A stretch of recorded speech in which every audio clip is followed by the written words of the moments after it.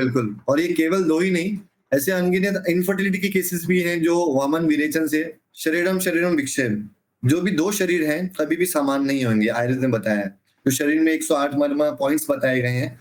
कुछ मर्म ऐसे होते हैं जिस पे आघात होने से सीधा मृत्यु हो सकती है। जो bachelor in Ayurveda medicine and surgery course होता है, डिग्री मिलती है, वो महाराष्ट्र यूनिवर्सिटी से मिलती है। तो उसमें हमें ग्रंथों का तो आधार थे कि ग्रंथ सिखाते ही सिखाते हैं स्वस्थस्य स्वस्थ रक्षणम, आतुरस्य विकार प्रशमनम। तो जो भी हेल्दी रहना चाहते हैं उनके लिए पंचकर्मा है, प्राचीनतम चिकित्सा पद्धति है। और इसका जो उद्भव हुआ है अथर्ववेद से हुआ है। लीच के अंदर जो लीच का सलाइवा होता है ना, उसमें हिरोडिन नामक एक नाड़ी का स्थान एक तो यहाँ पे है। तो यहाँ पे 1, 2 और 3, ये जो 3 विशेष उंगलियां हैं, परशुराम जी का वंशज हूँ, तो हमारी प्रथाओं से ऋषि मुनियों से चलती आ रही है कि वेदों का अध्ययन करना बहुत जरूरी होता है। और ये आयुर्वेद में स्पष्ट लिखा हुआ है कि जो त्वचा है उसका मन से घनिष्ठ संबंध है।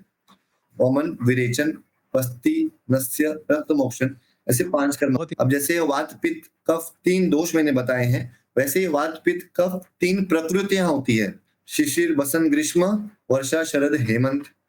तो शिशिर और हेमंत जो ऋतु है उसमें अग्नि जो है प्रबल रहती है, और जो वर्षा और ग्रीष्म ऋतु है उसमें अग्नि मंद होती है। साहब नमस्कार। नमस्कार प्रवीण जी। बहुत बहुत धन्यवाद आपके समय के लिए। आज अगर संभव हो सके अगर आपसे तो हम चर्चा कर सकें आयुर्वेद और पंचकर्मा के ऊपर। पर इस विषय पे जाने से पहले मैं आपसे एक निवेदन करूंगा कि अगर आप अपना एक छोटा सा ब्रीफ परिचय, जो लोग आपसे परिचित नहीं हैं हमारे पॉडकास्ट पे, उनको अगर दे सकें आप। बिल्कुल। मेरा नाम डॉक्टर गोविंद देव झिमरिया है। मेरा मूल निवास राजस्थान से है। मेरा जन्म और शिक्षण जो है मुंबई नगरी में हुआ है।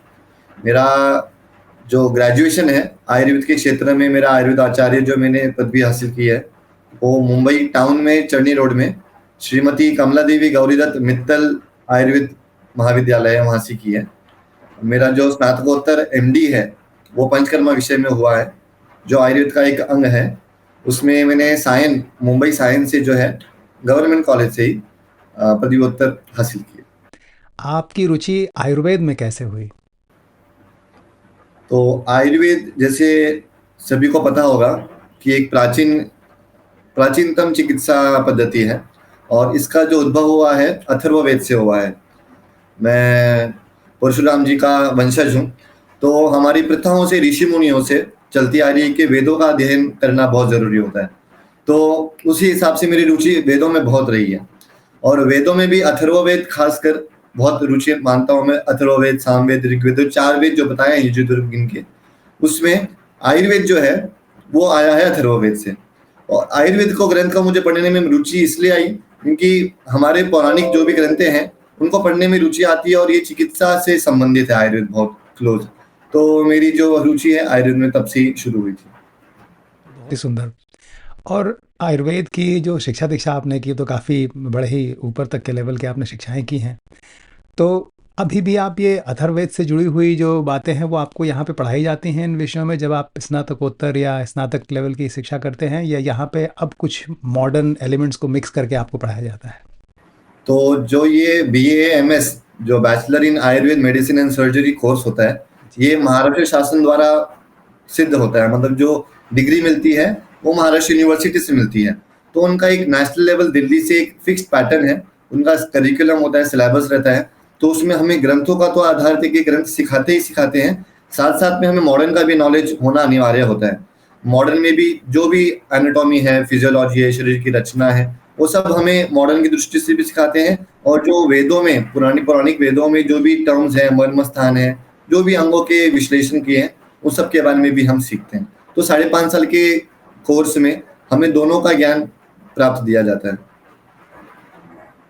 और आपने मर्मा जो चिकित्सा पद्धति है उस पे भी अध्ययन किया है कुछ? उस पे भी आपको विशेषताएं हैं उस पे?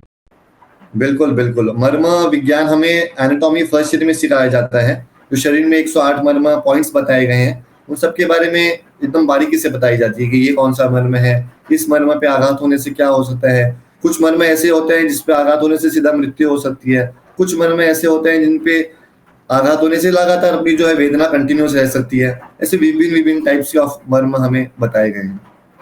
मरमा के बारे में मैंने कई बार सुना है कि उससे किसी को बेहोश किया जा सकता है और जैसा आपने कहा कि आघात करके जो है मृत्यु भी हो सकती है। तो आप लोग इसको जब पढ़ते हैं तो आप लोग तो बहुत ही मतलब केयरफुल रहते होंगे इन चीज़ों को लेकर के कि कहाँ इसका प्रयोग करना है। तो चिकित्सा में इसका कितना प्रयोग होता है? चिकित्सा में जैसे मैंने बताया कि मैंने पंचकर्मा में एमडी की है, तो उसमें पंचकर्मा में एक विषय आता है रक्तमोक्षण। रक्तमोक्षण भी शिराओं से जो खून निकालने का बताया गया है, उसमें भी किस स्थान पे कितनी दूरी से रक्त निकालना है, एकदम बारीकी से हमें मर्म स्थान को सुरक्षित करके वहां से ही खून निकालना रहता है। क्योंकि जो नीडल होती है हमारी, वो नीडल अगर थोड़ी भी यहाँ वहाँ लगी तो पेशेंट को तकलीफ हो सकती है उससे, इसलिए मर्म स्थानों का ज्ञान होना बहुत आवश्यक है। दूसरा, मर्म स्थान का उपयोग अभ्यंग जो प्रक्रिया होती है आयुर्वेद में, पंचकर्मा विषय में, अभ्यंग को बोलते हैं, आम भाषा में मालिश बता सकते हैं, बट अभ्यंग एक साइंटिफिक पद्धति से की हुई मालिश होती है। उसमें भी मर्म स्थानों को स्टिमुलेट करके जो भी अपनी एनर्जी सेंटर्स होते हैं उनको स्टिमुलेट करके वहां पे जो है ऊर्जा बढ़ाई जाती है शरीर की। तो मर्म का ज्ञान होना बहुत अनिवार्य है। धन्यवाद। पंचकर्म और अभ्यंग, तो पंचकर्म के विषय में थोड़ा सा अगर आप हो सके प्रकाश डालिए, उसके लिए जो समझता ही नहीं हो कि ये शब्द का मायने क्या है। बिल्कुल। पंचकर्मा के पहले मैं बताना चाहूंगा, आयुर्वेद जो है वो कहता है कि स्वस्थस्य स्वस्थ रक्षणम, आतुरस्य विकार प्रशमनम। मतलब पहले जो है रोग जो है वो बाद की बात करता है आयुर्वेद। जो पहले स्वस्थ व्यक्ति है उसके स्वास्थ्य को हम कैसे मेंटेन रख सकें उसकी पहले बात करता है। तो आयुर्वेद कोई चिकित्सा पद्धति नहीं है, ये जीवन जीने की शैली है। जीवन को हेल्दी रखने की एक पद्धति है, जीवन को हेल्दी रखने का एक ज्ञान है। तो स्वस्थ से स्वस्थ रक्षण मतलब कि जो व्यक्ति स्वस्थ है उसकी स्वास्थ्य की हमें कैसे रक्षा करनी चाहिए वो ज्ञान देती है। फिर उसके बाद उसका उद्देश्य आयुर्वेद का कि जो विकारग्रस्त हो चुका है उसकी चिकित्सा करें। तो जो पंचकर्मा विषय है वो एक डिटॉक्सिफिकेशन प्रोसीजर अपन मान सकते हैं, जिसके द्वारा शरीर में जो भी टॉक्सिन्स, जो भी आहार विहार हम करते हैं, जो भी चिंता करते हैं, मानसिक हो या शारीरिक हो, जो भी टॉक्सिन्स जो शरीर में उत्पन्न होते हैं उनको शरीर से बाहर निकालने की प्रक्रिया को हम पंचकर्मा में शामिल करते हैं। पंचकर्मा में मुख्यतः 5 कर्म आते हैं। एक वो है वामन, विरेचन, बस्ती, नस्य, रक्तमोक्षण। अब ये जो पंचकर्मा है ये भी त्रिदोष पे आधारित है। त्रिदोष आयुर्वेद में बताए गए हैं, एक वात, एक पित्त और एक कफ। अब ये वात पित्त कफ हम देख ही नहीं जाते हैं, ये जो है एनर्जीज है बॉडी में। अब जैसे मैं और विश्लेषण करता हूँ दोषों के बारे में, जो त्रिदोष बताए गए हैं उसमें से भी जो वात दोष है, जो शरीर में जो भी हलचल होती है, हम हाथ हिला रहे हैं, पैर हिला रहे हैं, आंखें बंद कर रहे हैं, मैं बोल रहा हूँ, लिप्स हिल रहे हैं, जो भी मूवमेंट्स होते हैं, तो मूवमेंट्स का जो भी फैक्टर है वो वात कंट्रोल करता है। वात दोष is responsible for the movements happening in the body. Secondly the पित्त एलिमेंट इज द, जो शरीर में जो भी बदलाव आ रहे हैं अपने शरीर में, अपन एज हो रहे हैं या जो भी पचन क्रिया हो रही है, जो भी मेटाबॉलिज्म हो रहा है शरीर में, जो भी चेंजेस हो रहे हैं, वो जो है पित्त एलिमेंट कंट्रोल करता है। जो भी शरीर की गर्मी है वो भी पित्त में आता है। तीसरा जो है kapha element. Kapha is nothing but the stability factor, जो भी बॉडी में जो स्थिरता लाती है, स्निग्धता लाती है, चिकनाहट लाती है, जो भी अपने पचन क्रिया में भी जो भी स्निग्ध अंश रहता है वो कफ एलिमेंट रहता है। अब आमतौर पे लोगों को लगता है कफ, जो हम कफ निकालते हैं खांसी से वो कफ है, वैसा नहीं है। इनके भी फिर और गहराई से देखे जाए तो हर एक के 5-5 प्रकार हैं। कफ के 5 प्रकार, पित्त के 5 प्रकार, वात के 5 प्रकार, पर ये विषय बहुत लंबा हो जाएगा। मैं अभी पंचकर्मा की ओर आता हूँ। पंचकर्मा में जैसे बताया मैंने 5 कर्म होते हैं, उसमें से जो पहला कर्म है वमन कर्म है। वमन कर्म मानते हैं कि जो कफ दोष है उसके लिए बहुत अच्छा कर्म माना जाता है। तो वमन में औषधीय घी पिलाते हैं पहले कुछ काल के लिए, एंड उसके बाद जो है मेडिसिन देके अर्ली मॉर्निंग वॉमिटिंग के थ्रू जो भी पेट में आए हुए दोष हैं, टॉक्सिन्स हैं, उनको शरीर से बाहर निकाला जाता है ना। तो इसमें जो भी अपने डिजीज जैसे कि त्वचा विकार है, एसिडिटी है, जो भी कफ समस्या रिलेटेड जो भी डिसऑर्डर्स होते हैं, इनफर्टिलिटी जैसे केसेस में भी हम ये देते हैं, और थायराइड के केसेस में हम वमन करा सकते हैं। तो जो भी कफज विकार है उसमें हम मोस्टली वमन कराते हैं। अब ये भी जो प्रक्रिया है एक दिन की नहीं होती है, 15 दिन का पूरा प्रोसेस होता है। उसमें भी ये हर कोई एडवाइस नहीं कर सकता है। जो इस विषय में अनुभवी है उन्हीं से ही ये वमन जो प्रक्रिया है लेनी चाहिए। और ये कोई आसान प्रक्रिया भी नहीं है, बहुत मुश्किल होता है। इसके कॉम्प्लिकेशंस भी आ सकते हैं अगर किसी सही वैद्य की सलाह में या किसी की सुपरविजन में नहीं किया गया तो ये थोड़ा टफ प्रोसीजर रहता है। इसमें 15 डेज में पहले बॉडी को प्रिपेयर किया जाता है। देन जो मैंने जैसे बताया कि घी, मेडिकेटेड घी होता है आयुर्वेद में, वो पिलाया जाता है। देन अभ्यंगम, जैसे बोला मैंने, अभ्यंगम भी किया जाता है, फिर स्टीम दिया जाता है। मतलब पूरे शरीर को इस तरह से प्रिपेयर करते हैं कि टॉक्सिन्स सारे पेट में आ जाए और फिर वॉमिटिंग के थ्रू बाहर निकाला जाए। तो ये एक प्रक्रिया है और यहीं खत्म नहीं होती है बात। वॉमिटिंग होने के बाद भी हम एक प्रॉपर डाइट देते हैं जिसके थ्रू उसका जो बायोफायर है या पचन क्रिया है थोड़ी सी जो लो हो गई है मेंटेन हो जाएगी। तो इस प्रकार से वमन प्रक्रिया संपन्न होती है। ठीक है। दूसरा है विरेचन। विरेचन जो पंचकर्मा पद्धति है वो पित्त दोष जो है, heat element of the body, उसके लिए श्रेष्ठ चिकित्सा बताई गई है।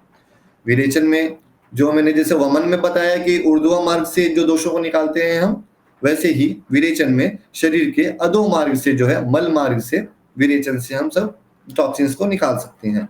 इसमें भी सिमिलर प्रोसीजर होता है, 15 डेज का प्रोसेस होता है। वैसे ही शरीर को तैयार करना, वैसे ही घी पिलाना, फिर 2 दिन का गैप देके अगेन 3rd डे पे हम विरेचन की मेडिसिन देके विरेचन करा सकते हैं। इसमें ये बात ध्यान में रखने वाली है, कफ काल जो है वो सुबह का होता है, इसलिए वमन प्रक्रिया हमेशा सुबह ही होगी। वैसे ही पित्त काल, जब सूर्य 10 o'clock के आसपास रहे इंडियन स्टैंडर्ड में, जब धूप बढ़ जाए तभी पित्त काल आ जाता है नेचर में, तो उस टाइम पे हम विरेचन देते हैं सो दैट जो शरीर के पित्त एलिमेंट है वो प्रकृत होकर निकल जाए शरीर से बाहर, है ना। तो ये सब बातें ध्यान में रख के ये सब प्रक्रिया की जाती है। एंड देन अगेन जो है डाइट फैक्टर देके विरेचन करा के हम उसको विरेचन संपन्न कराते हैं। तीसरी आती है बस्ती। ये बहुत ही बढ़िया प्रक्रिया है पंचकर्मा में। इसको ऐसा भी माना गया है कि ये हाफ ऑफ द ट्रीटमेंट है। अगर तुमने सिर्फ बस्ती भी करा ली तो आधे रोग तुम्हारे वहीं खत्म हो जाएंगे। और इसमें सर के बालों से लेके पाँव की नोक, जो नाखून है, वहां तक की जितनी भी बीमारियां हैं सब में उसका इलाज है। और बस्ती भी 2 प्रकार की होती है मुख्यतः, एक होती है तेल की, एक होती है काढ़े की। तो बस्ती होती क्या है, पहले उसके बारे में बात करता हूँ। बस्ती मेडिकेटेड कोई भी ऑयल हो और मेडिकेटेड कोई भी काढ़ा हो, उसको हम बनाया जाता है आयुर्वेद शास्त्रोक्त पद्धति से, हम बनाते हैं खरल में, और उसको फिर हम जब गुदा मार्ग से, जो हमारा एनल रूट है, उसके थ्रू एडमिनिस्टर करते हैं, उस प्रक्रिया को हम बस्ती कहते हैं। और ये वात की श्रेष्ठ चिकित्सा है। वात दोष जो मैंने बताया शुरुआत में, उसके लिए बेस्ट ट्रीटमेंट है बस्ती। इसमें भी जैसे मैंने 2 बताए, तेल के और काढ़े के। उसके अलावा भी और भी प्रक्रिया होती है जो अलग अलग विभिन्न औषधियों से बनाई जाती है। फैट लॉस में भी अलग मेडिसिन बना के हम उसमें दे सकते हैं बस्ती। डायबिटीज की अलग बस्ती होती है। फिर जो पैरालिसिस वाले पेशेंट्स होते हैं उनके लिए अलग अलग बस्तियां। तो ये जो कॉम्बिनेशन ये अलग अलग लोगों के अनुसार हम बस्तियां देते रहते हैं। एक जो विशेष बस्ती है इनफर्टिलिटी के केसेस में हम देखते हैं, उसको हम बोलते हैं उत्तर बस्ती। तो ये बहुत ही क्रिटिकल बस्ती होती है और ये बहुत सेंसिटिव बस्ती होती है, क्योंकि इसमें शरीर के उत्तर मार्ग से, मतलब कि जहाँ से फीमेल के जो जनन अंग होते हैं, योनि द्वार होता है, या मेल के जनन अंग होते हैं, उसके थ्रू हम पतली बारीक कैथेटर से बस्ती को पुश करते हैं। तो इससे कभी कभी रुग्ण को शॉक भी आ सकता है, बेहोश भी हो सकता है। तो इसको अच्छे वेल स्टेरलाइज एरिया में या हॉस्पिटल फैसिलिटी आसपास हो, वो देख के ही ये बस्ती की जाती है। और ये आमतौर पे हर कोई करता भी नहीं है। जो स्पेशलाइज होता है पंचकर्मा में या बस्ती प्रक्रिया में, सिर्फ वही ये बस्ती की करते हैं। ठीक है। तो अब तक मैंने 3 विषयों पे बात किया, वमन, विरेचन, बस्ती। चौथा है नस्य। नस्य इज नथिंग बट नाक से जो भी हम मेडिकेटेड स्नेह या कोई भी काढ़ा या कोई भी स्वरस या जूस जो नाक द्वार से हम देते हैं, उसको नस्य कहते हैं।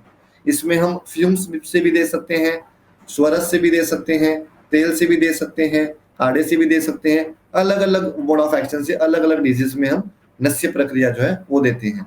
इसमें भी नस्य के पहले जो है नाक के आसपास के साइनसिस में जो है स्नेहन करते हैं। स्नेहन भी एक अभ्यंग की जैसे ही जो फेस पे जो है स्नेहन किया जाता है। उसके बाद फेस पे जो है स्टीम देते हैं, जिससे जो भी दोष आसपास जमा हुए हैं उनासा द्वार से आके जो भी हम नस्य प्रक्रिया दे रहे हैं सब बाहर आ जाए।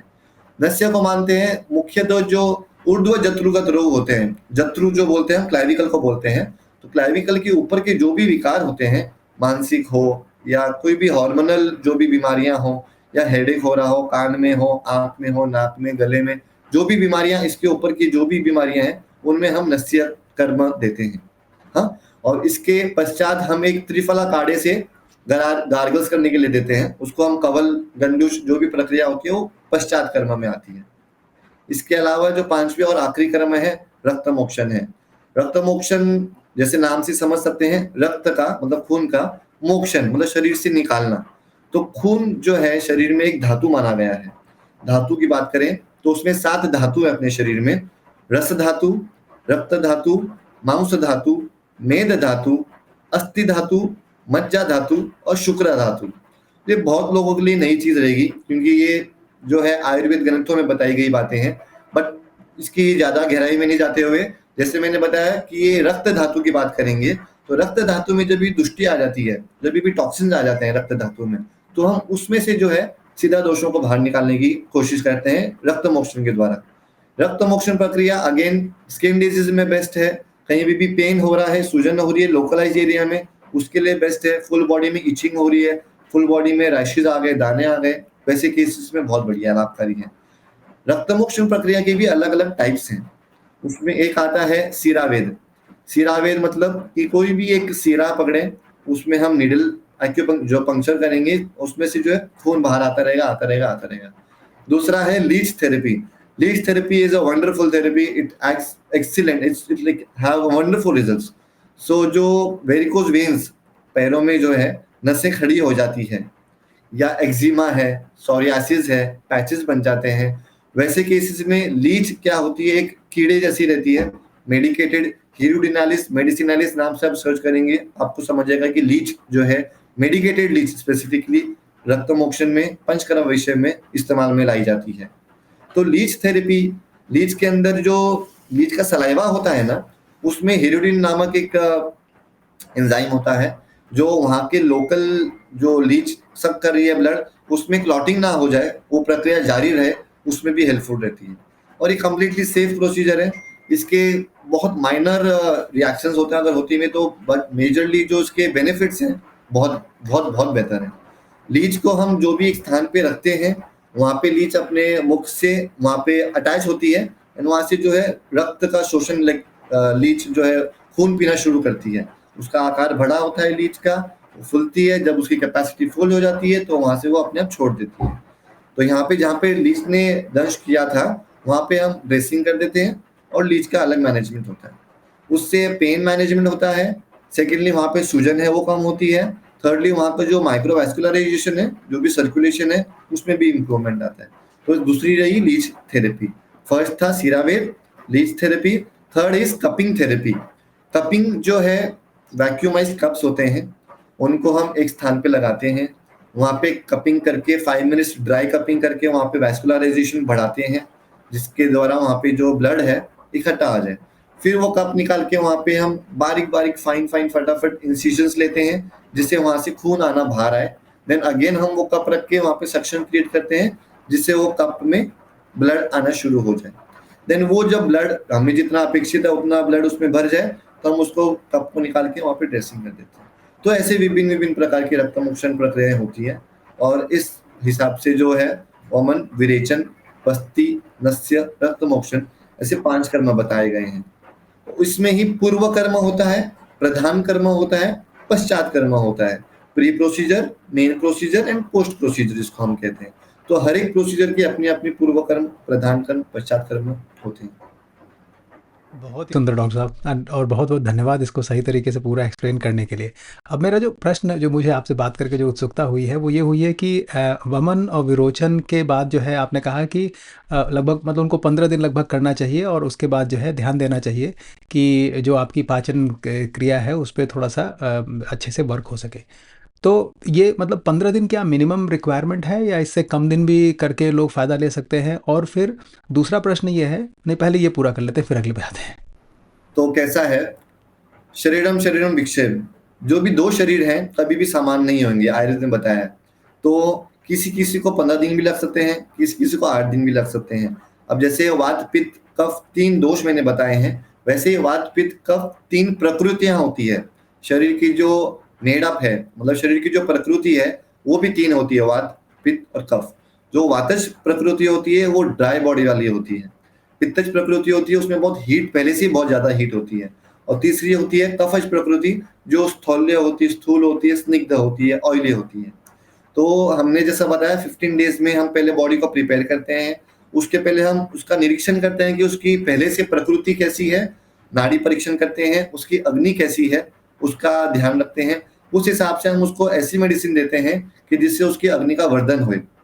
अग्नि जब तक वर्धन नहीं होगा तो उसके बाद जो हम मेडिकेटेड घी पिला रहे हैं वो पचेगा ही नहीं, वो उसको डाइजेस्ट ही नहीं कर पाएगा, है ना। तो उस हिसाब से हम different patient to patient vary करेगा कि उसको हमने वो कितने दिन तक मेडिसिन चलानी है। उसके बाद कितने दिन तक हमको उसको स्नेहपान बोलते हैं, जिसे हम घी जो हम पिला रहे हैं उसको स्नेहपान प्रक्रिया कहते हैं। तो वो स्नेहपान कितना दिन कराना है। एंड देन जो दूसरा वमन प्रक्रिया है वो तो 1 दिन की ही है, उसके पहले 1 दिन का गैप है। तो जो लिमिटेड फिक्स्ड जो डेट्स है वो तो फिक्स्ड ही है, लेकिन 15 दिन से ज्यादा भी लग सकते हैं, 15 दिन से कम 8 दिन तक तो हम देख सकते हैं कि जो कफज प्रकृति है उनमें स्नेह ऑलरेडी ज्यादा होता है, तो उनको घी पिलाने का जो ड्यूरेशन है वो कम रहता है। वैसे ही कुछ व्यक्तियों में जो अग्नि है पहले से प्रबल होगी, तो उनको जो है मेडिकेशन जो अग्नि बढ़ाने वाली मेडिसिन है वो 7 दिन न चलाते हुए हम 3 दिन में उसकी अग्नि जो हमें अपेक्षित है वहां तक पहुंचा देंगे।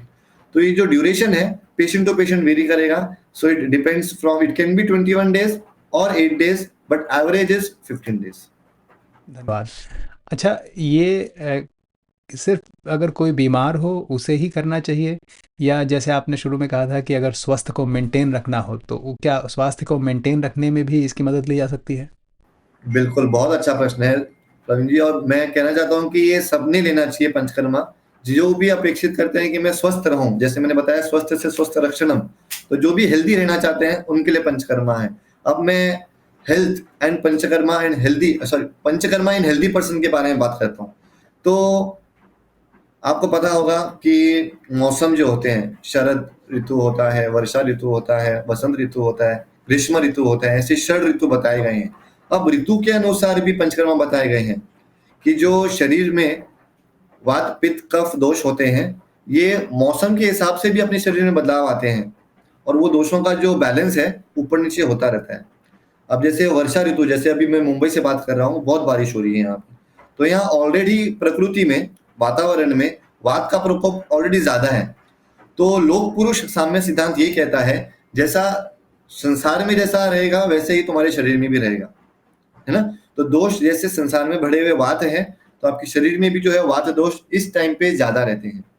तो ग्रंथों में बताया है कि वर्षा ऋतु में बस्ती लेना अनिवार्य है, और यदि तुम वर्षा ऋतु में हर साल बस्ती का क्रम लो, इसके भी क्रम होते हैं, 8 दिन की बस्ती, 16 दिन की बस्ती, 30 दिन की बस्ती, है ना। तो इसमें मिनिमम 8 डेज का रहता है, उसमें योग बस्ती कहते हैं हम उसको। योग बस्ती, काल बस्ती, कर्म बस्ती, क्रम से 8 दिन, 15 दिन, 30 दिन। तो जो भी ये वर्षा ऋतु है उसमें बस्ती लेवे, जो स्वस्थ व्यक्ति भी हो, यदि वो भी बस्ती आके लेवे तो उसका शरीर का जो वात, जो प्राकृत जो इम्बैलेंस हुआ है वो वापस नॉर्मलाइज हो जाता है। तो जो आयुर्वेद ने बताया है, समदोष सम अग्निश सम धातु मल क्रिया प्रसन्न आत्मा इंद्रिय मना स्वस्थ इति विधीयते। तो जो स्वस्थ की परिभाषा बताई है, जो शरीर में दोष है उनको सम अवस्था में रखने के लिए बताया है। तो जो वात दोष है उसको सम रखने के लिए वर्षा ऋतु में बस्ती जरूर लें। वैसा ही अब वमन पे आते हैं। तो जो वसंत ऋतु होता है, जो हम मानते हैं फरवरी जनवरी के आसपास जो मौसम होता है बसंत का, जो ठंडी खत्म होने के बाद जो गर्मी शुरू होती है, तो ऐसा मानते हैं शरीर में जो ठंडी में जमा हुआ कफ है ना, तो जैसे ही गर्मी शुरू होती है मकर संक्रांति के आसपास, जब गर्मी शुरू होती है तो कफ जो है वो पिघलना शुरू होता है। तो जब कफ पिघलेगा तो शरीर में कफ की वृद्धि होगी। जैसे आइस पड़ा है, आइस जब पिघलती है तो वो फैलती है, जब उसका क्वांटिटी वो फैलता है मतलब बढ़ता है, वैसे ही कफ का भी है।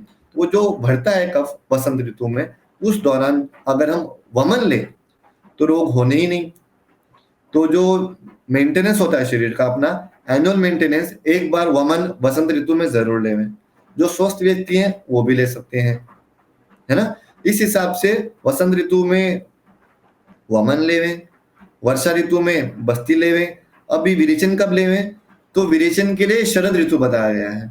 शरद ऋतु मानते हैं कि जो हीट होती है, अक्टूबर हीट जिसको हम बोलते हैं, ऑटम सीजन, उसमें जो है शरीर में नेचुरल वे में ही हीट बढ़ी हुई रहती है ना? उस हिसाब से हम जब विरेचन लेते हैं शरद ऋतु में, तभी हमारे जो भी शरीर का हीट एलिमेंट है वो शरीर से निकल जाता है, और उसी से जो भी अपन को हीट लगना, एसिडिटी होना, शरीर में चटके आना, दाने आना, जो भी हीट होती है वो आती ही नहीं।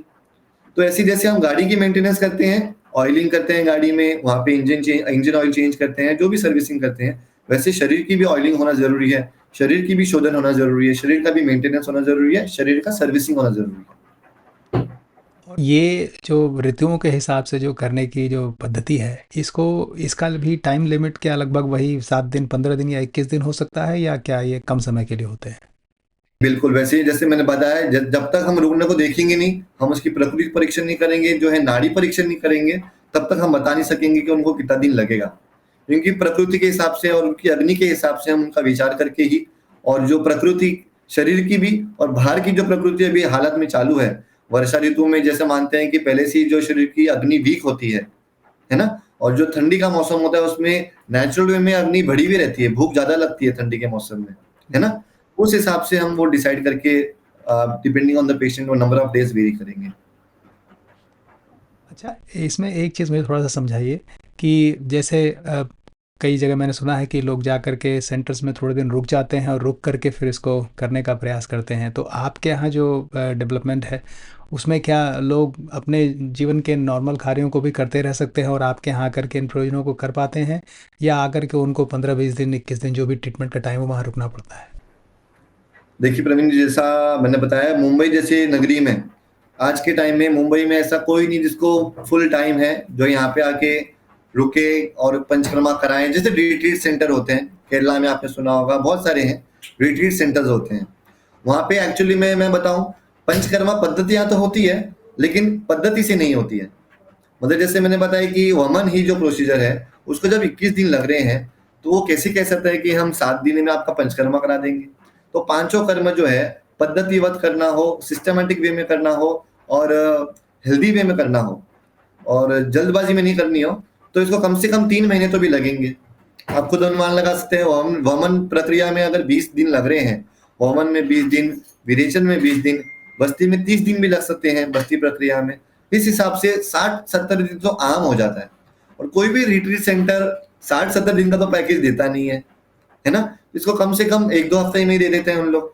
तो वो जो करते हैं पंचकर्मा प्रक्रिया में से और भी अनु प्रक्रियाएं हैं, जैसे शिरोधारा है, अभ्यंग थेरेपी मैंने बताया है, नेत्र तर्पण है, कटी बस्ती है, जानू बस्ती है, उद्वर्तन है, पिसिंचिल है। ऐसे अनगिनत प्रक्रियाएं हैं जो पंचकर्मा, मुख्य पंचकर्मा में नहीं आती है, पर पूर्व कर्म या पश्चात कर्म में जो अनुक्रियाएं होती है उसमें हम इन्हें मान सकते हैं। अब जैसे एक मूर्धनी तेल कल्पना होती है, शरीर के सर पे शिरो बस्ती करना, शिर अभ्यंग करना, शिर धारा करना, या शिर पे पिचू रखना। पिचू मतलब मेडिकेटेड ऑयल के कॉटन का सर पे रखना। शिरो बस्ती मतलब कम से कम आधा लीटर तेल को हम सर के ऊपर कैप रख के उसमें भर के रखते हैं, इसे शिरो बस्ती कहते हैं। शिरो धारा प्रक्रिया वो है जब सिर पे आधा 1 घंटे तक धारा चलती रहे तेल की, है ना?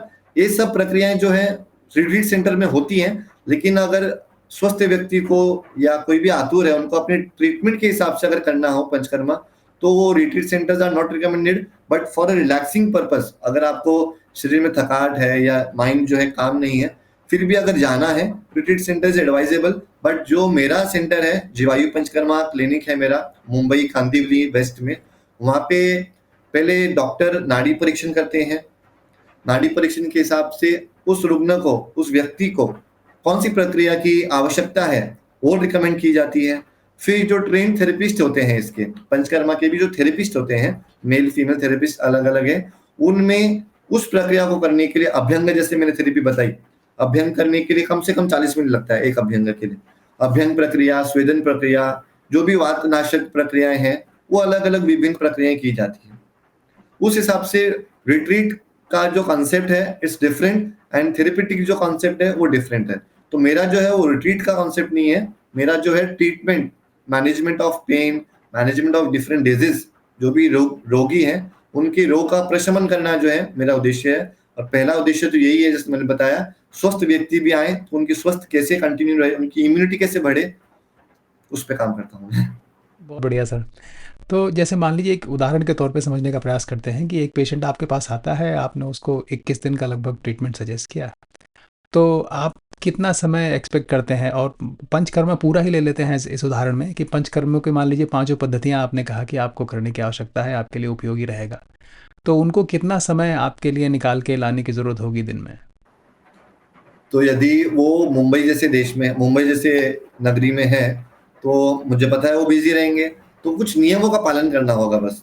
वो आएँगे, जैसे आपने बताया मेरे पास रोगी आया, मैंने उनकी नाड़ी परीक्षण की, मुझे लगता है कि इनको वमन प्रक्रिया की नीड है, तो मैं उनको 1 हफ्ते की या 3 दिन की, डिपेंडिंग ऑन प्रकृति, पहले अग्नि बायोफायर को जो है इंक्रीज़ करने की मेडिसिन दूँगा। उसको हम दीपन प्रक्रिया कहते हैं, पाचन प्रक्रिया कहते हैं, जो पूर्व कर्म में आता है। दीपन मतलब जो शरीर की अग्नि है, उसका दीपन करना। पाचन करना मतलब कि जो उसकी कैपेसिटी है, डाइजेस्टिंग कैपेसिटी, उसको इंक्रीज़ करना। तो मैं पहले मेडिसिन लिख के दे दूँगा, फिर उनको वापस बुलाऊँगा 7 दिन के बाद या 3 दिन के बाद। फिर उनको लिखूँगा कि ये घी है, इसको सुबह-सुबह खाली पेट 6 बजे इतने एमएल में, इतनी क्वांटिटी में गर्म पानी के साथ लेना है। तो वो जो स्नेहपान की प्रक्रिया है, वो रुग्ण 7 दिन के लिए या 3 दिन के लिए घर पे भी कर सकता है। तो ये जो 15 दिन हुए, इसमें सिर्फ रुग्ण 2 बार ही आया क्लिनिक में। फ़ॉलो-अप हो गए, मतलब 1 हफ्ते में 1 बार, दूसरे हफ्ते में 1 बार। फिर जो है उनको रुग्ण को 2 दिन के लिए अभ्यंग जो थेरेपी है, उसके लिए क्लिनिक में आना पड़ेगा। वो 1-1 घंटे की प्रक्रिया होएगी। तो 1 घंटा आके अभ्यंग किया, गए, अभ्यंग किया, गए।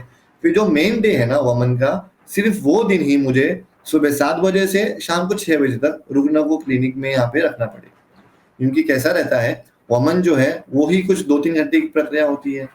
वमन में ऐसा नहीं है 1-2 उल्टियाँ हो जाती है, लगातार बार-बार उल्टियाँ कराते हैं, जो भी टॉक्सिन्स डीप रूटेड है, उनको निकाला जाता है। उसके बाद उनकी मॉनिटरिंग की जाती है, उनका बीपी देखा जाता है, उनका पल्स देखते हैं, उनको कुछ और कॉम्प्लिकेशंस तो नहीं आ रहे, वो स्टेबल तो है क्या पेशेंट, वो ऑब्जर्वेशन में रहते हैं 6-7 घंटा कम से कम। तो जिस दिन वमन है, उस दिन तो रुग्ण को यहीं पे रहना है। उसके बाद जो है उसके अगले दिन से उनको हम डाइट लिख के देंगे, डाइट जो है उनको वो घर पे फॉलो करनी है। तो जो 15 डेज़ है, 21 डेज़ का जो वमन बताया, उसमें हार्डली 3 टू 4 डेज़ ही यहाँ पे आना पड़ेगा, है ना? जो मेन डे है वो फुल डे रहेगा, बाकी दिन भी 1-2 घंटे का विजिट्स रहेंगे। ऐसे ही बाकी प्रक्रिया को भी मान सकते हैं हम कि जो लंबे समय जो 21 दिन है, उसमें से 4-5 दिन आए तो भी ठीक है, बाकी वमन, विरेचन जैसे जो पंचकर्मा वाले रुग्ण होते हैं, वो डायरेक्टली मेरे संपर्क में रहते हैं। उनके पास मेरा संपर्क नंबर रहता है, वो मुझे कॉन्टैक्ट करते हैं कभी भी उनको कुछ समस्या है तो मैं उनको वैसे ही आदेश देता हूँ कि आप ये कीजिए, आपको ठीक लगेगा। तो उसमें कोई प्रॉब्लम नहीं है। और जब आपके उपचार की प्रक्रिया चल रही होती है, तो उस समय आप अपने जो पेशेंट्स हैं, उनको कोई विशेष डाइट पे रखते हैं पूरे समय, और उसके बाद क्या उनको वो डाइट फ़ॉलो करनी पड़ती है या नहीं? तो डाइट जो कॉन्सेप्ट है इज़ टोटली डिफरेंट।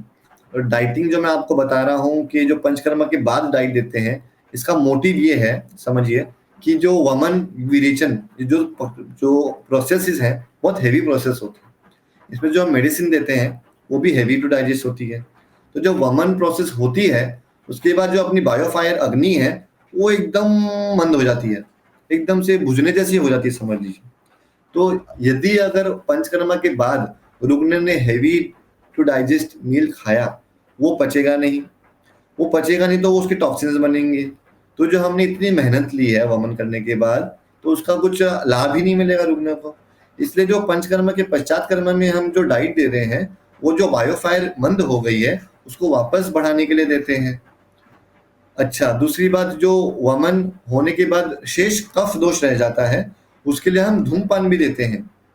धूम्रपान is nothing but medicated herbal smoking. तो उससे जो है धूम से जो गले में जो भी कफ रहता है, वो भी क्लियर हो जाता है। जो पूरा ट्रैक्ट है अपना, एकदम क्लेंज़ हो जाता है। तो उसके बाद जो रिक्त कोष्ठ बोलते हैं हम उसको, रिक्त मतलब खाली, कोष्ठ मतलब पेट। रिक्त कोष्ठ में कभी भी जो पहला अन्न हम खाएँगे, वो अग्नि के संपर्क में आएगी। अगर वो हेवी टू डाइजेस्ट होएगी तो वो अग्नि को बुझा देगी, और अगर वो हल्की रहेगी, लाइट टू डाइजेस्ट होएगी, तो अग्नि धीरे-धीरे बढ़ेगी। वैसे आपने देखा होगा कि जब आहुति देते हैं यज्ञ में, तो यदि हम थोड़ा-थोड़ा घी डालेंगे तो धीरे-धीरे अग्नि प्रज्वलन होती है, और अगर हम ज़्यादा एक साथ डाल देंगे तो वो बुझ जाएगी। तो वही कॉन्सेप्ट है डाइट का यहाँ पे पश्चात कर्म में, कि जो हम डाइट दे रहे हैं पंचकर्मा का उसका मोटिव अलग है, और जो हम स्थूल रोगी या जो ओबेस पेशेंट है उनको जो डाइट देंगे that would be totally different. तो ये पंचकर्मा का डाइट अलग है एंड जो रुग्ण को देता हूँ डाइट अलग है। अच्छा, और ये जैसे मान लीजिए आपके यहाँ उपचार करके और पंचकर्मा की पूरी जो आपकी पद्धति है वो फॉलो करने के बाद आप रेकमेंड करते हैं अपने पेशेंट्स को कि वो जो है अपने स्वास्थ्य को मेंटेन करने के लिए समय समय पे इनको करते रहें बाद में, या काफ़ी समय तक उनको मतलब कुछ भी करने की आवश्यकता नहीं होती है? मैंने बताया स्वस्थ व्यक्ति को साल में एक बार तो पंचकर्मा कराना ही है, जैसे मैंने ऋतु अनुसार बताया जी। वैसे करना ही है।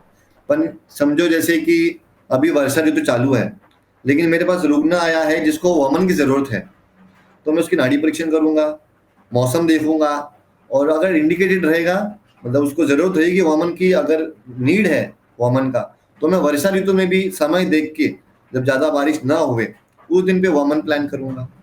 वैसे ही अगर कोई मेरे पास सोराइसिस का पेशेंट आया, उसके सोराइटिक पैचेस बहुत भरे भरे हुए हैं। Psoriasis is a skin disease जिसमें स्किन में पैचेस आ जाते हैं पूरे शरीर में और बहुत इचिंग होती है उसमें। उसमें मुझे लगता है कि इस समय इनमें शरीर में पित्त एलिमेंट बहुत बढ़ा हुआ है, इनको विरेचन की नीड है। फिर भले ही शरद ऋतु ना हो लेकिन वो रुग्ण को विरेचन की जरूरत है, तो मैं उस समय उनको विरेचन जरूर दूंगा, है ना। और वैसे ही साल में 2 बार भी अगर वो रुग्ण करे विरेचन तो भी कोई तकलीफ नहीं, क्योंकि वो रोगी है। जो स्वस्थ व्यक्ति है उनको एक साल में एक बार रिकमेंडेड है, जो रुग्ण व्यक्ति है उनको बार बार भी जरूरत पड़ सकती है, डिपेंडिंग ऑन द दोषा, कितना पुराना जो उनका दोष है, कितना पुराने समय से चिरकाली जो है वहां स्थित है।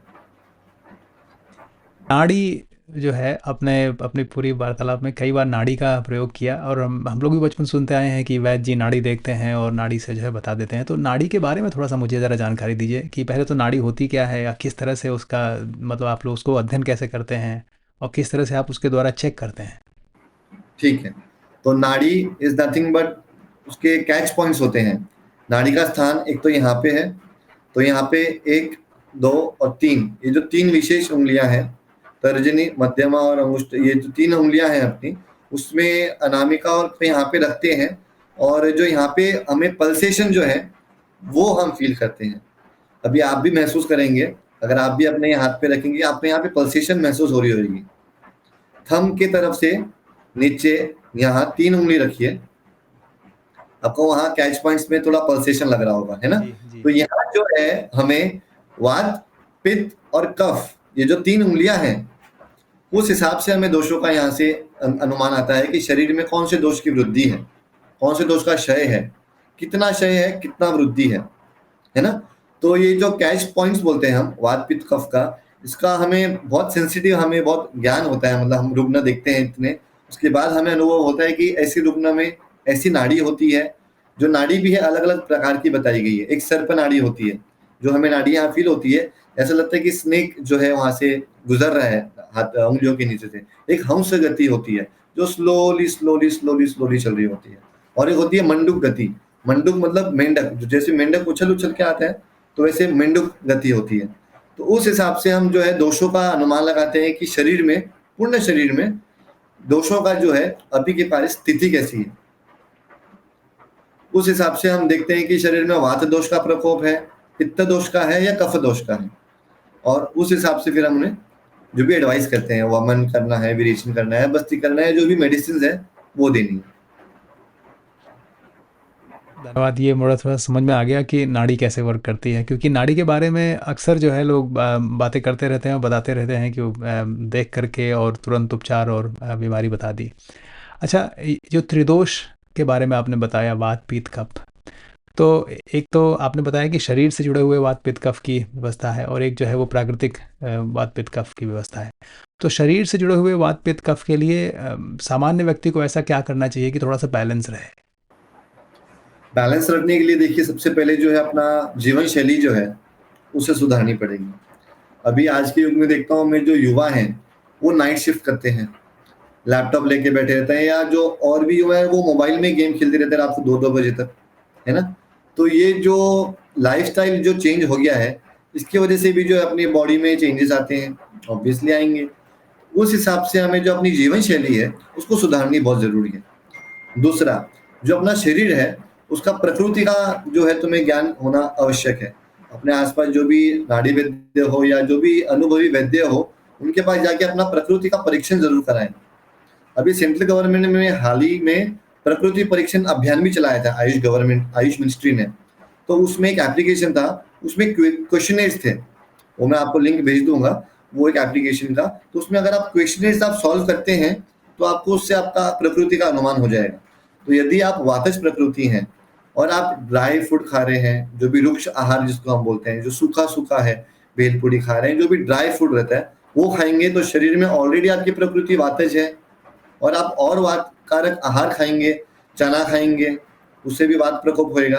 और जो भी बर्गर है, सैंडविच है, जो भी फर्मेंटेड आइटम्स खाएंगे उसमें भी वात होता है। तो यदि आप वो ऑलरेडी वातज प्रकृति लोग हो, अगर ये वातज आहार करेंगे तो उनका और वातज विकार होंगे, मतलब वात से रिलेटेड जो भी डिजीज होती है वो होगी। अब ये हो गई आहार की बात। वैसे विहार पे आते हैं। विहार मतलब जो अपना रूटीन है। अब कोई वातज प्रकृति बहुत दौड़ लगा रहा है, भागे जा रहा है, जो भी वात कारक, जो वात बढ़ाने वाले काम कर रहा है, उसे उसका वात बढ़ेगा तो उसको वातज डिजीज होगी। सिमिलरली कमिंग टू पित्तज, पित्त प्रकृति के व्यक्ति यदि पित्त बढ़ाने वाले एसिडिक, तीखा, मिर्ची, मसालेदार खाना, नॉनवेज ये सब खाएंगे, उनका ऑलरेडी जो पित्त बढ़ा हुआ है वो और बढ़ जाएगा, तो उनको पित्त से संबंधित जो है विकार होंगे। ऐसे ही कफ का भी है। कफ कारक दही है, दही चावल खाना, या कफ से जलेबी है, मीठा खाना, इसे जो कफ वर्धक आहार है, यदि हम यही खाने में खाते रहे और हमारी प्रकृति भी कफज है तो हमें कफ से संबंधित विकार होंगे। अब विहार में देखिए, कफज में हम व्यायाम नहीं कर रहे हैं, एक ही जगह पे बैठे हुए हैं बहुत समय से, और कफज प्रकृति है तो ऑब्वियसली ये स्थौल्य आना जरूरी है, मोटापा होना जरूरी है, वो होएगा ही बाय डिफॉल्ट, क्योंकि तुम्हारी प्रकृति कफज है। यदि आप कफज प्रकृति है तो आपने व्यायाम करना चाहिए। यदि आज आप वातज है तो आपको माइंड स्टेबल करने के लिए कुछ शिरोधारा जैसी प्रक्रिया या मेडिटेशन या प्राणायाम करना चाहिए। एसिडिक प्रकृति अगर आपकी बॉडी की पित्तज प्रकृति है तो आपको बॉडी को काम रखने के लिए, कूल रखने के लिए वैसा वातावरण में रहना चाहिए, वैसा खान पान रहना चाहिए। तो ये सब खाना पीना और रहन सहन पे डिपेंड करता है। और खाने में भी मैं रसों की बात करूं, रस में 6 रस बताए आयुर्वेद में: मधुर, अम्ल, लवण, कटु, तिक्त, कषाय। मीठा, नमकीन, आम्ल, कड़वा, तीखा और कसेला। अब ये जो शुरुआती 3 बताए मैंने, मधुर, अम्ल और लवण, इसमें जो है कफ दोष की भरते हैं, ये रस खाने से कफ दोष भरते हैं। और जो बाकी की 3 है, कटु, तिक्त और कषाय, कड़वा, तीखा और कसेले, इससे जो है वात बढ़ता है शरीर में, है ना। और जो अम्ल, लवण और कटु है, इससे जो है पित्त बढ़ता है शरीर में। तो ये भी अनुमान लगा सकते हैं कि अगर मेरे शरीर में मुझे पित्त प्रकृति है तो मुझे अम्ल नहीं खाना है, नमकीन नहीं खाना है, लवण नहीं खाना है और तीखा नहीं खाना है कुछ भी। तो कटु का मतलब तीखा होता है और तिक्त का मतलब कड़वा होता है, ठीक है। तो ये रसों का भी अगर कोई आम व्यक्ति या कोई भी इसका भी ध्यान रख ले, इतनी सी बात का ध्यान रख ले, तो भी आधी जन वहीं जीत लेंगे। खाने पीने के ऊपर आजकल काफ़ी ज़्यादा लोग विचार विमर्श कर रहे हैं, बातें कर रहे हैं कि इन विषयों को, इसको खाइए और इसको मत खाइए। तो आयुर्वेद में कोई ऐसा विषय है जिसमें ये कहा गया है कि ऋतुओं के हिसाब से भी भोजन का ध्यान देना चाहिए, ऐसा कुछ है? ऋतुओं के अनुसार भोजन का देखिए इस हिसाब से ख्याल रखना चाहिए। जैसे मैंने बताया, 6 ऋतु होते हैं जी। शिशिर, बसंत, ग्रीष्म, वर्षा, शरद, हेमंत। तो शिशिर और हेमंत जो ऋतु है उसमें अग्नि जो है प्रबल रहती है, और जो वर्षा और ग्रीष्म ऋतु है उसमें अग्नि मंद होती है।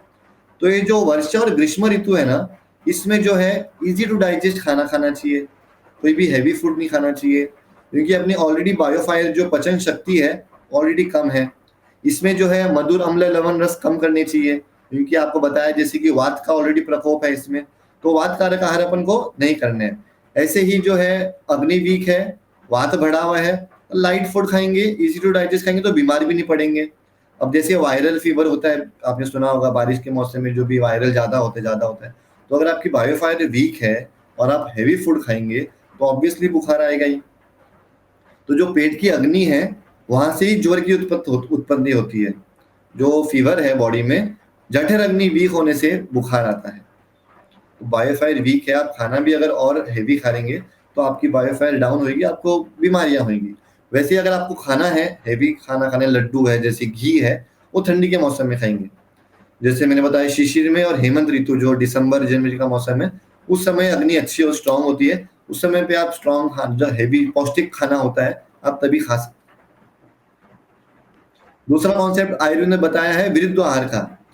विरुद्ध आहार ये होता है जो इनकॉम्पेटिबल फूड होता है।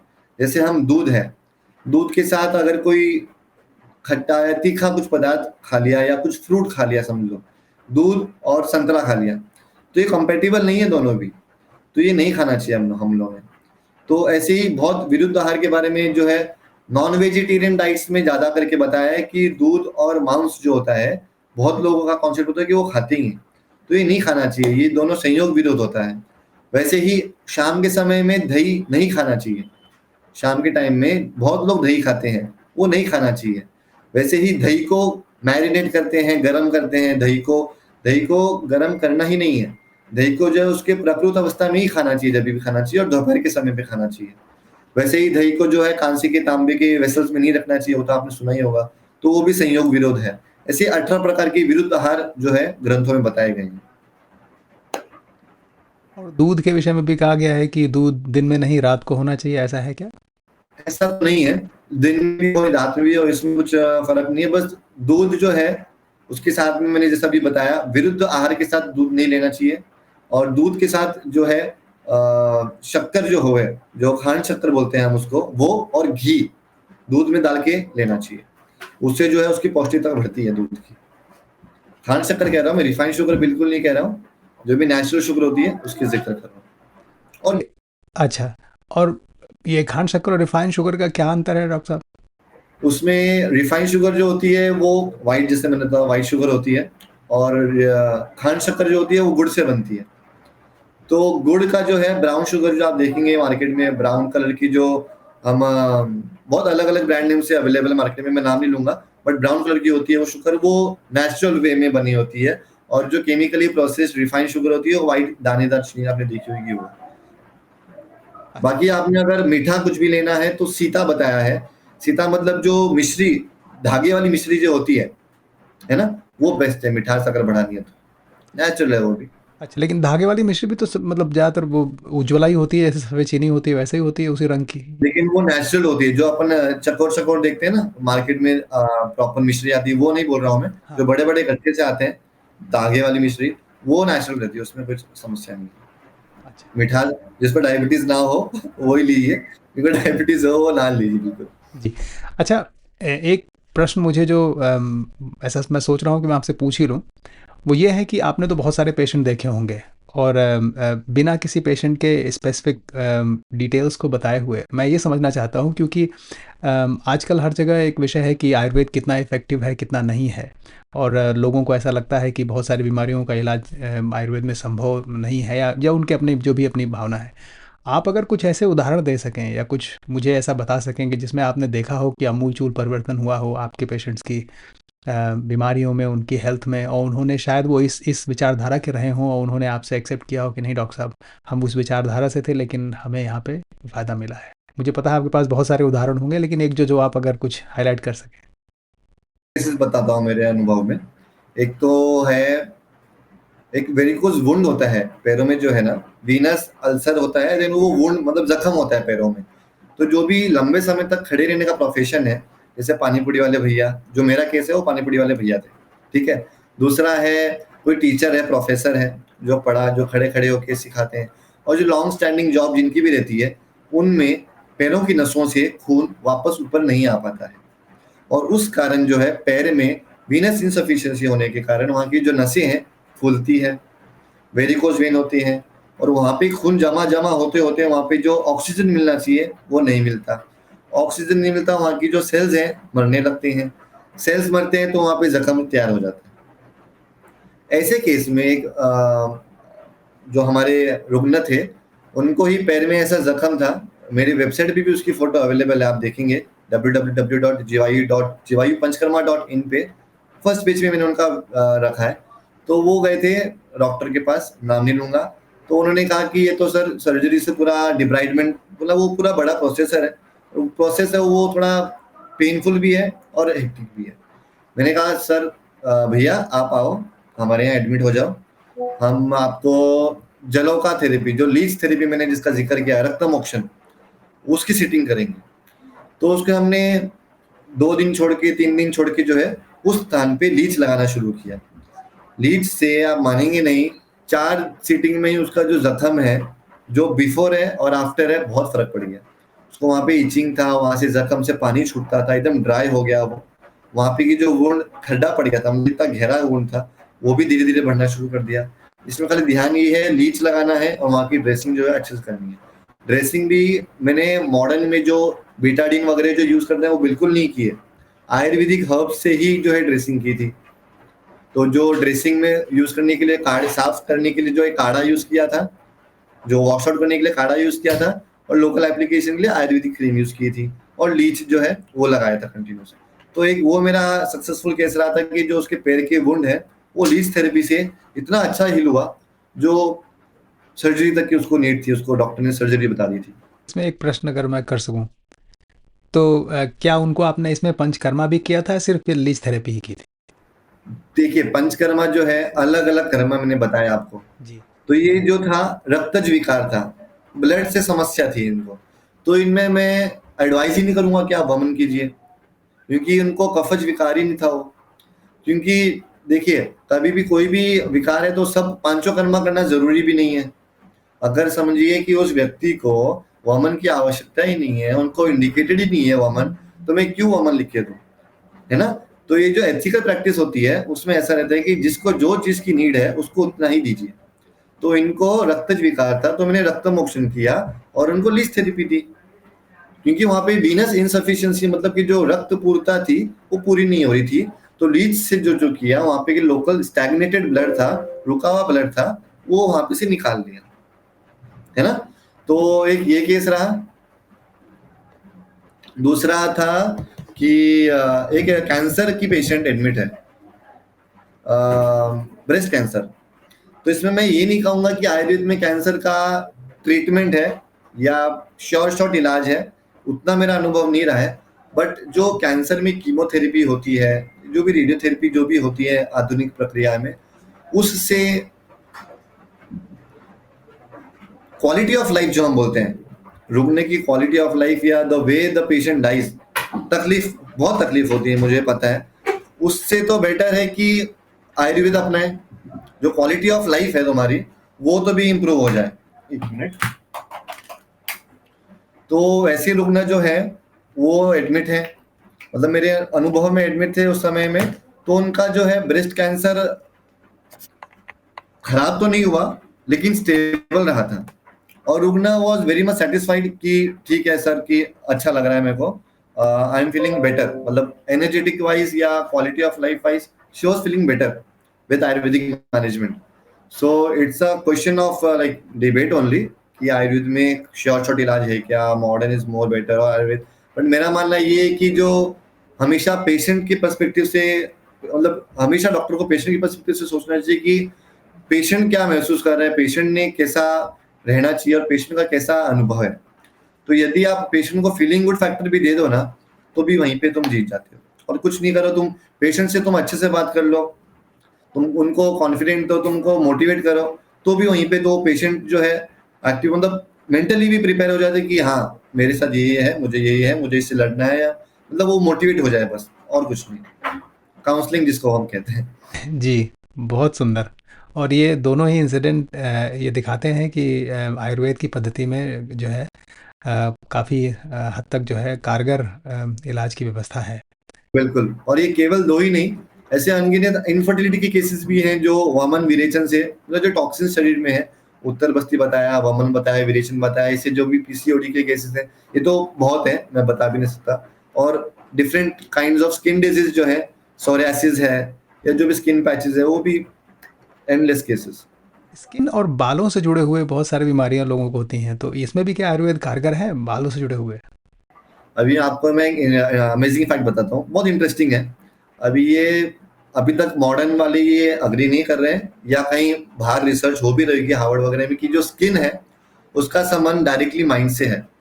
और ये आयुर्वेद में स्पष्ट लिखा हुआ है कि जो त्वचा है उसका मन से घनिष्ठ संबंध है। तो कुछ कुछ स्किन डिजीज तो ऐसे होते हैं कि जो मानसिक बीमारियां होती है उनको स्किन में इरप्शन आ जाते हैं। तो आप ऐसे भी सुनेंगे कि स्ट्रेस आ गया, एग्जाम का स्ट्रेस आ गया है, कोई भी सबमिशन का स्ट्रेस आ गया, ऑफिस में कोई बॉस ने काम दिया उसका स्ट्रेस आ गया, तो उनको फुल स्किन में इचिंग होना, हेड में इचिंग होना और फुल बॉडी में गर्मा आना और इसकी इरिटेशन शुरू हो जाता है। तो इसका कुछ आंसर ही नहीं है कि कैसा क्यों हो रहा है, ये क्यों एग्रावेट हो गया। वैसे एक सोरियासिस करके एक चर्म रोग है, स्किन डिजीज है, जो फुल बॉडी में ऐसे स्केली स्केली स्केली जो है पैचेस आ जाते हैं। तो उसके कुछ गुड डेज रहते हैं, कुछ बैड डेज रहते हैं। तो जो बैड डेज है ना, वो तभी आते हैं, लाइक इरप्शन जो होता है तभी होता है जब आपको स्ट्रेस आ रहा हो, है ना, या आपकी बॉडी में जो है स्ट्रेस की वजह से जो है दोष बढ़ जाते हैं। तो वैसे ही skin, mind and gut, third is gut, जो अपना पेट है। पेट में अगर टॉक्सिन्स हैं, मतलब जो अपन पचन क्रिया सही नहीं है, तो पेट में जो है टॉक्सिन जमा हो रहे हैं, तो वो ही पेट से जो है स्किन तक जाती है।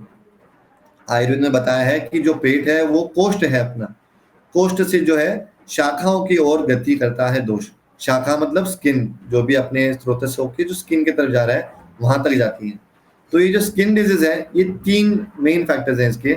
एक माइंड बताया मैंने, एक स्टमक बताया और एक स्किन तो है ही। तो इसका एक होलिस्टिक वे में हमें अप्रोच करके हमको ट्रीट करना पड़ता है। तो उसमें शिरोधारा ट्रीटमेंट जो है, स्किन डिजीज में शिरोधारा देनी चाहिए। दूसरा, पैचेस जो है वहां पे भी हम धारा दे सकते हैं। जो जहाँ पे स्किन डिजीज है तो उसको हम पिशिंग चिल करके एक प्रक्रिया है, उसमें 5 लीटर तेल रहता है। 5 लीटर तेल को पूरे शरीर में हम एक प्रॉपर धारा छोड़ते हैं, वो भी 40 मिनट्स के लिए कंटिन्यूसली। तो फुल बॉडी की स्किन जो भी है, माइक्रो लेवल पे जो है स्किन पे स्निग्ध जो अपना ऑयल है वो वहां तक पहुंच जाता है। तो वहाँ का मेटाबॉलिज्म है ना जो, वो इम्प्रूव होता है। भ्राजक पित्त जो बोलते हैं वो अच्छे से इम्प्रूव होता है। जैसे मैंने आपको पहले बताया 4 होते हैं मूर्धनी तेल में, शिरोबस्ती होता है, शिरोधारा, शिरोपीछू, शिरो अभ्यंग। उसमें भी शिरोधारा जो है स्किन डिजीज में देंगे। दूसरा मैंने बताया आपको कि गट के लिए बस्ती देंगे, या वमन है, विरेचन है, ऐसे सब पंचकर्म क्रियाएं डिपेंडिंग ऑन पेशेंट कंडीशन। इनकी स्किन डिजीज 1-2 तो होती नहीं, बहुत सारी होती है।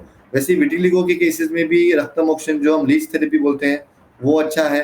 रक्त मोक्षण में एक प्रच्छान कर्म होता है, जैसे मैं आपको कपिंग वाला बताया था, वो अच्छा होता है। लेपन प्रक्रिया होती है, लेप होता है आयुर्वेदिक लेप, उसका एप्लीकेशन होना स्किन पे, वो एक अच्छा प्रक्रिया है। तो depending on patient to patient एक होलिस्टिक वे में, जैसे मैंने बताया, उनकी चिकित्सा की जाती है। बहुत बहुत धन्यवाद। मुझे काफ़ी अच्छी जानकारी मिली आपसे बात करके और काफ़ी मैंने समझा आयुर्वेद पंचकर्मा के विषय में। मेरा आपसे निवेदन ये है कि अगर कोई ऐसा प्रश्न या कोई बात जो आप कहना चाहते हो और शायद मैं आपसे पूछ न सका हूँ, और अगर आप कुछ कहना चाहें और तो कह लीजिए। देखिए, पंचकर्मा जो विषय है ना, ये बहुत ही गहरा विषय है। मतलब ये समझना ही बहुत हाई लेवल की चीज है कि आजकल के टाइम में लोगों को पता ही नहीं है पंचकर्मा विषय। मैं तो मानता हूँ कि आयुर्वेद की जानकारी भी जितने लोगों के हैं उनके 5% लोगों को ये सिर्फ पता होगा कि पंचकर्मा करके पद्धति होती है ना। तो पंचकर्मा में पहले जैसे मैंने बताया, मेरा आयुर्वेद आचार्य जो BA MS ग्रेजुएशन कोर्स होता है 5.5 साल का, उसके बाद 3 साल का स्पेशलाइजेशन है पंचकर्मा में। वैसे 18-19 विषयों में MD होती है आयुर्वेद में, ये भी आमतौर पे लोगों को नहीं पता है। और उसमें काय चिकित्सा है, प्रसूति है, मतलब अलग अलग विषय हैं, और उसमें भी एक पंचकर्मा विषय है। इसके बाद अभी इसमें DM आ गया है, सुपर स्पेशलिटी आ गया पंचकर्मा में, कि बालकों में पंचकर्मा करने के लिए और 2 साल का कोर्स कीजिए। 3 साल MD होने के बाद और 2 साल super specialisation in paediatric Panchakarma, super specialisation in joints related Panchakarma. जो भी पेन होता है ना, पेन मैनेजमेंट मैं आप बताना भूल गया, एक अग्निकर्म प्रोसेस होता है।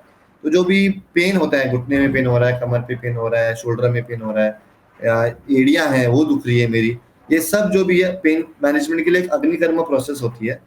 अग्निकर्म में होता ऐसा है कि हमारे इंस्ट्रूमेंट होते हैं, हम उनको गर्म करते हैं, और जहाँ पे भी पेन हो रहा है, स्पेसिफिक पिन पॉइंट पेन, वहाँ पे स्टिमुलेट करते हैं। वो गरम गरम जो हमारे इंस्ट्रूमेंट है उसको शलाक बोलते हैं, टच करते हैं, उससे हमारा, मैंने ये साक्षात देखा है, परम जी के रुग्ण कहते हैं कि अग्निकर्म करते ही हमें 60% मतलब 60% 70% पेन तुरंत कम हो गया।